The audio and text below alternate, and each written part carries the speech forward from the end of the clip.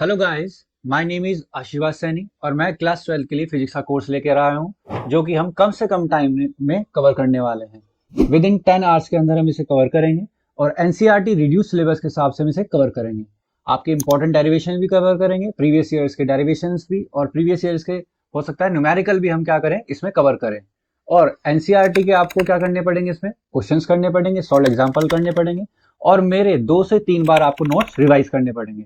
और गारंटीड आपके 75 में से 65 मार्क्स आएंगे ही आएंगे। हम इस पूरे कोर्स को फर्स्ट यूनिट से लेके 14 यूनिट तक हम सारे का सारा विद इन 10 आवर्स के अंदर इसे पूरा करने वाले हैं।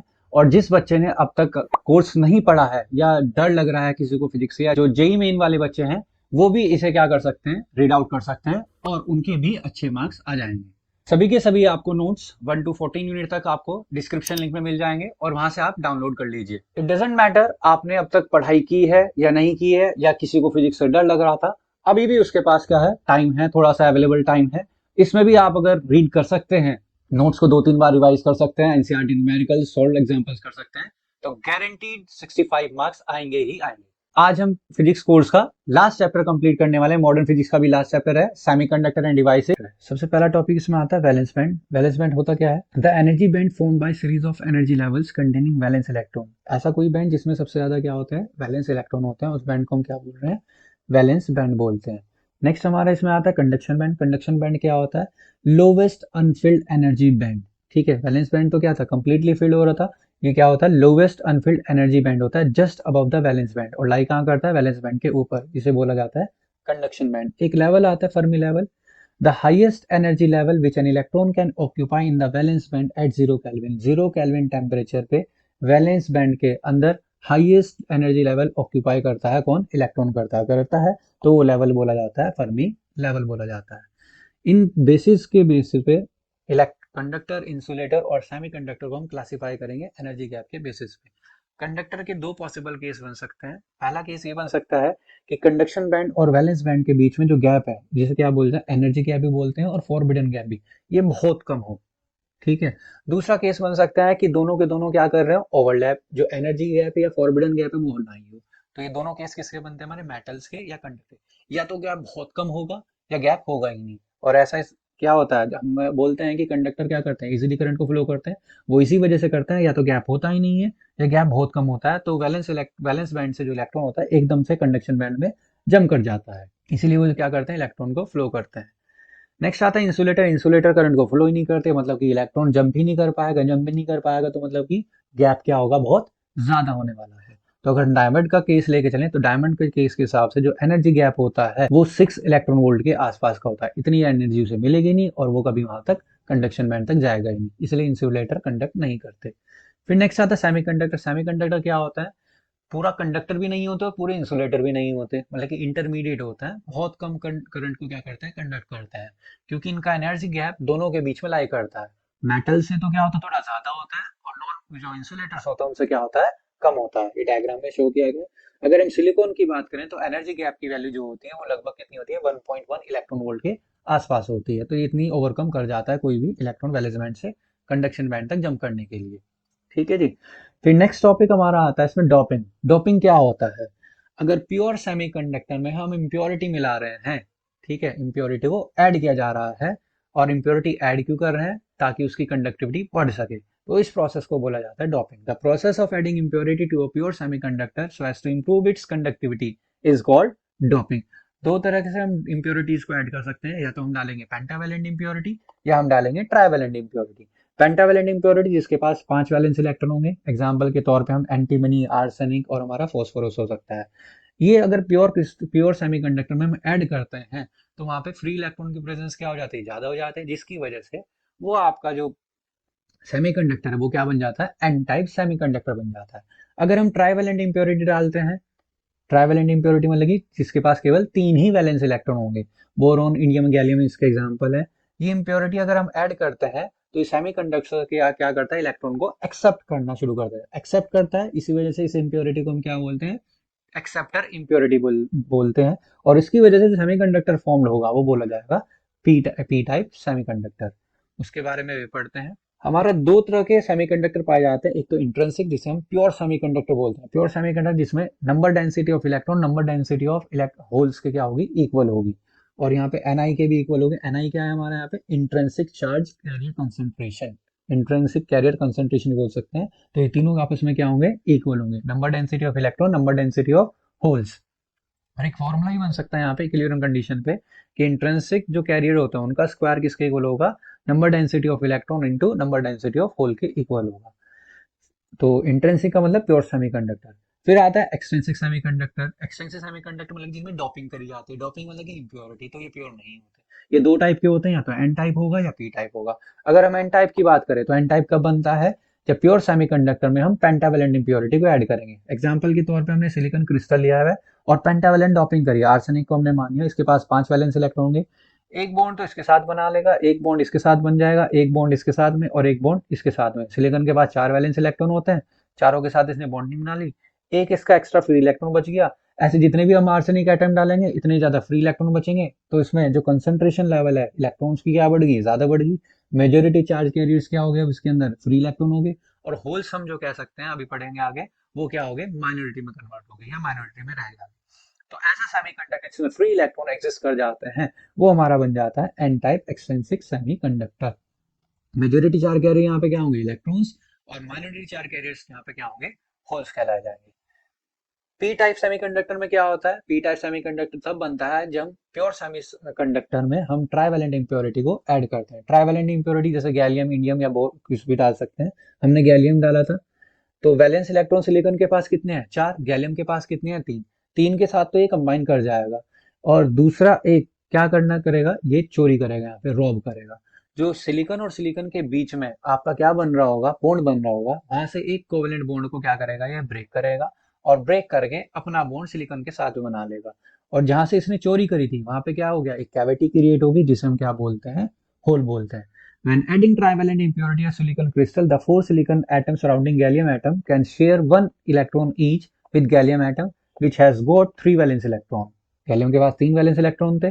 In an attempt to have 8 valence electron shell, the gallium atom robs one of the nearby covalent bond of electron, but a hole is created in the covalent bond from which electron has been robbed. जहां से robbing करी गई है, चोरी करी गई है, वहां पे कैविटी क्रिएट हो जाएगी जिसे हम क्या बोलते हैं, होल बोलते हैं। और जैसे जैसे गैलियम एटम, जितने ज्यादा गैलियम एटम डालेंगे उतनी ज्यादा चोरी करेगा, उतनी ज्यादा वहां पे होल क्रिएट होंगे।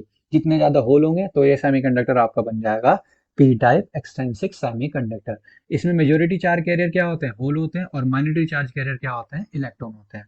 अगर सेमीकंडक्टर की हमें रेजिस्टिविटी पढ़नी है तो कैसे पढ़ते हैं जी। नेक्स्ट टॉपिक है आपका, एक कंडक्टर है जिसकी लेंथ हमारी एल है, area of cross section A है, वोल्टेज कितनी लगाई है, वी लगाई हुई है। इस कंडक्टर के अंदर इलेक्ट्रॉन्स भी हैं, होल्स भी हैं, मूव कर रहे हैं, और करंट इनकी वजह से फ्लो हो रहा है। तो टोटल करंट जो फ्लो हो रहा होगा वो मोमेंट ऑफ इलेक्ट्रॉन और मोमेंट ऑफ होल्स की वजह से हो रहा होगा, जिसे हम लिख सकते हैं I equals to I E plus I H. जब इलेक्ट्रॉन मूव कर रहे होंगे तो उनकी भी कुछ ड्रिफ्ट वेलोसिटी होगी, जब होल मूव कर रहे होंगे तो उनकी भी कुछ ड्रिफ्ट वेलोसिटी होगी। हमने वीई और वीएच इनकी क्या मान ली, ड्रिफ्ट। वीई किसकी ड्रिफ्ट वेलोसिटी, इलेक्ट्रॉन की, और वीएच किसकी है, होल की ड्रिफ्ट वेलोसिटी है। तो दोनों, हमने एक रिलेशन पढ़ा था I equals to N E A V D, electric current में पढ़ा था चैप्टर में, I equals to N E A V D. N यहाँ पे क्या था, number of electron per unit volume था, ई क्या था, चार्ज ऑन इलेक्ट्रॉन था, ए क्या था, एरिया, और वीडी क्या था, वेलोसिटी। यही फॉर्मूला हम आई और आई एच के लगाएंगे तो क्या हो जाएगा, एन ई क्या है, नंबर डेंसिटी ऑफ इलेक्ट्रॉन, ई उस पे चार्ज है, ए एरिया ऑफ क्रॉस सेक्शन है, और वी क्या है, वेलोसिटी। ऐसी एन एच के लिए नंबर डेंसिटी होल है, ई चार्ज है, ए एरिया है, और वी एच क्या है, वेलोसिटी। इसमें से कॉमन क्या आ जाएगा, ई ए कॉमन आ जाएगा, और ए को हम कहाँ लेके चले जाएंगे, लेफ्ट साइड में, आई अपॉन ही हो जाएगा। और ड्रिफ्ट वेलोसिटी को हम एक मोबिलिटी की टर्म में लिख सकते हैं, V D equals to mu, तो हमने यहाँ पे भी लिख दिया mu, mobility of electron into electric field, mobility of hole into electric field. इसमें से कैपिटल ई को हम ले लेंगे, और आई अपॉन ए, जे को हम क्या लिख, आई अपॉन ए को क्या लिखते हैं, करंट डेंसिटी, जे से डिनोट कर देंगे। और जे का एक फॉर्मूला हो रहा था हमारा इलेक्ट्रिक फील्ड की टर्म में, J equals to sigma E, conductivity into electric field. तो ई से हम ई कैंसिल आउट करेंगे, और कंडक्टिविटी इक्वल्स टू हमारा रिलेशन आ गया। और अगर रेजिस्टिविटी निकालनी है तो रेसिप्रोकल ऑफ कंडक्टिविटी क्या होता है, रेजिस्टिविटी होता है। ये हमारा रेजिस्टिविटी का रिलेशन आ गया है। फिर हमारे इस चैप्टर में आता है पीएन जंक्शन के बारे में आता है। जो पी टाइप और एन टाइप पढ़े हैं, अब उनके बारे में junction, formation of PN junction पढ़ेंगे। हमें क्या करना है, एक पी टाइप सेमीकंडक्टर लेना है और एक एन टाइप सिलिकॉन के मान के चले। पी टाइप सिलिकॉन क्रिस्टल है, एन टाइप सिलिकॉन क्रिस्टल है, दोनों को क्या कर रहे हैं, सैंडविच किया जा रहा है। और ये जो बनेगा, जो असेंबली बनेगी, इसे बोला जाएगा पी एन जंक्शन। और जो पी और एन के सरफेस है, जंक्शन की जो सरफेस है, उसे क्या बोलते हैं हम? जंक्शन बोलते हैं। When a p-type crystal is placed in contact with n-type crystal so as to form a piece, the assembly so obtained is called p-n junction or junction diode, या simply हम diode भी बोल सकते हैं। The surface of contact of p and n-type crystal is called junction, उसे junction, जैसे कि एक p-type crystal था हमारा, एक n-type crystal था, और दोनों ने असेंबली बनाई, पूरा का पूरा हमारा क्या हो गया? P N junction.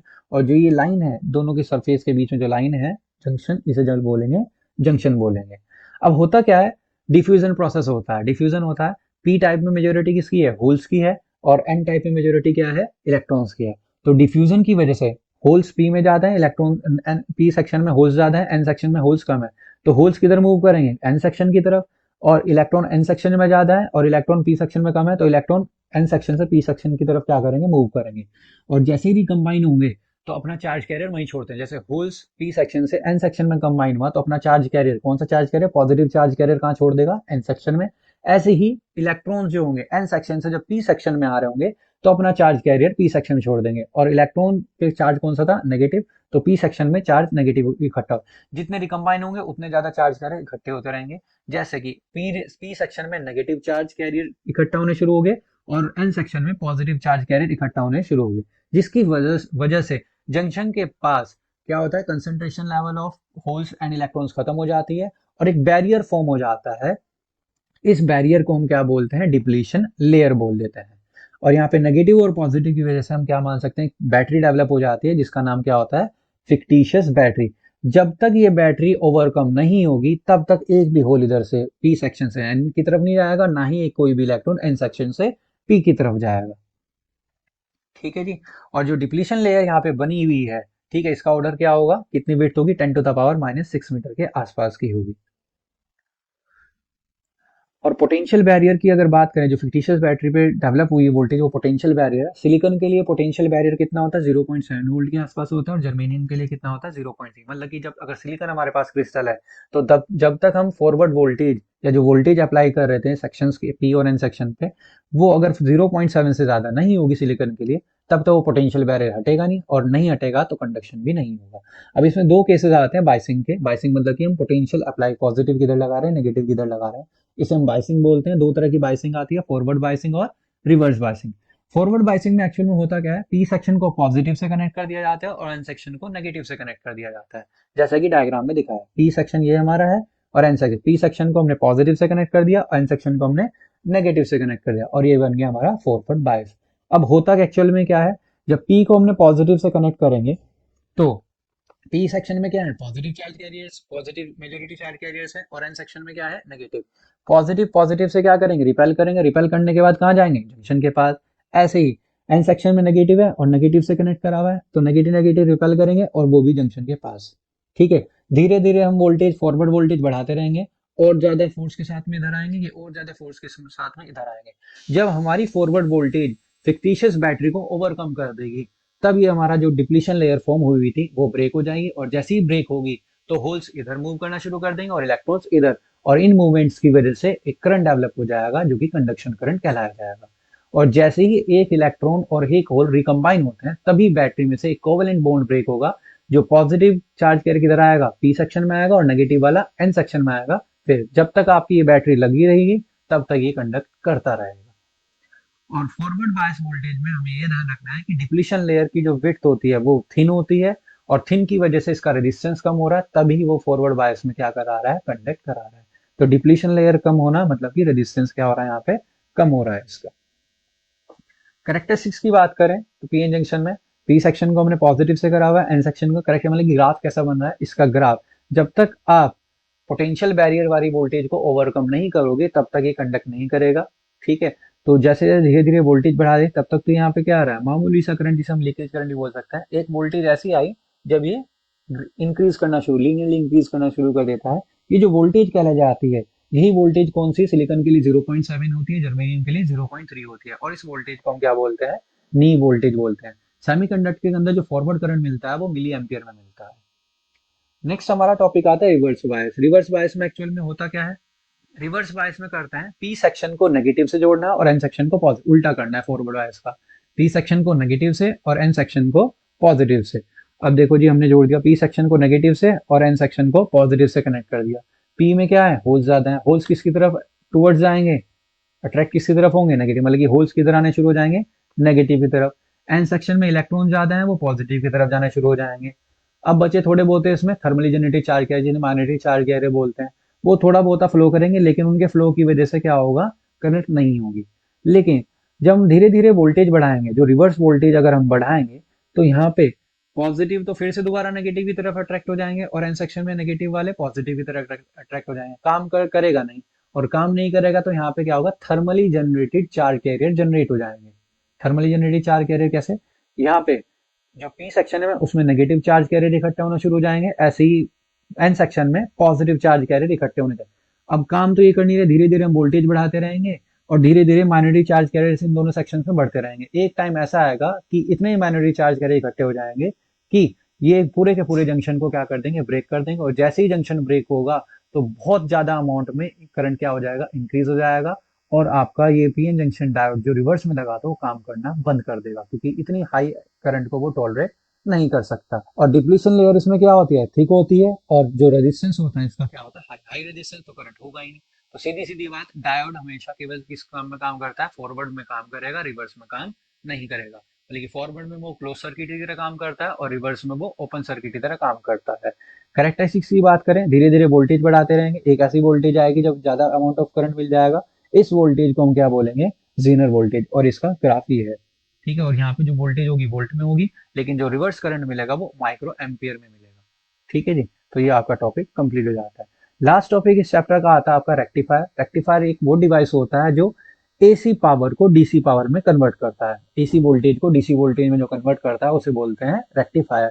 एक हमारे पास इसमें क्या होता है, हाफ वेव रेक्टिफायर, जो केवल हाफ वेव को ही क्या कर पाएगा, रेक्टिफाई कर पाएगा।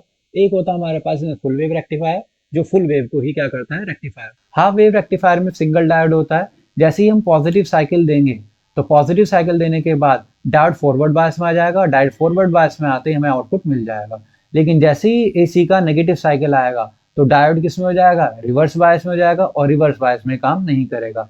मतलब जो हमें आउटपुट मिलेगा वो केवल फॉरवर्ड बायस में ही मिलेगा। और फॉरवर्ड बायस मिलेगा तो हम कह सकते हैं एसी साइकिल में जो आपका फॉरवर्ड पार्ट है, पोटेंशियल है, फॉरवर्ड पोटेंशियल है, उसमें ही आपको आउटपुट मिल रहा है। जो एक्सिस से नीचे वाला पार्ट जो है नेगेटिव पोटेंशियल है, उसमें आपको आउटपुट नहीं मिलेगा।